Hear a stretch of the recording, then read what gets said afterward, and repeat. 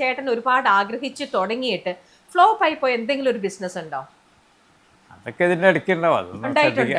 അതൊക്കെ ശ്രദ്ധിക്കാറില്ല. അങ്ങനെ വലിയതായിട്ടല്ല ശ്രദ്ധിക്കാറില്ല. അതൊക്കെ ഇതിന്റെ ഇടയ്ക്ക് നടക്കും.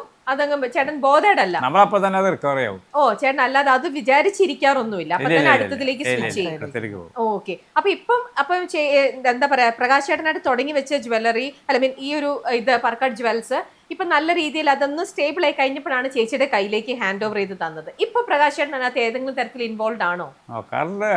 ഇടയ്ക്ക് ആവശ്യം വേണ്ടി വന്ന നമ്മൾ ചോദിക്കുമ്പോ അതിനകത്ത് സജഷൻസ് തരും, അങ്ങനെ ചെയ്യണ്ട.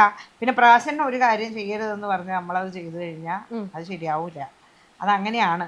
നാളെ ഒരു എന്താ പറയാ, ഒരു എനിക്ക് തോന്നുന്നു എപ്പോഴും തോന്നാറുണ്ട് ഒരു സിക്സ്ത് സെൻസ് പോലെ, അല്ലെ ഒരു കാൽക്കുലേഷൻ ഉണ്ട്.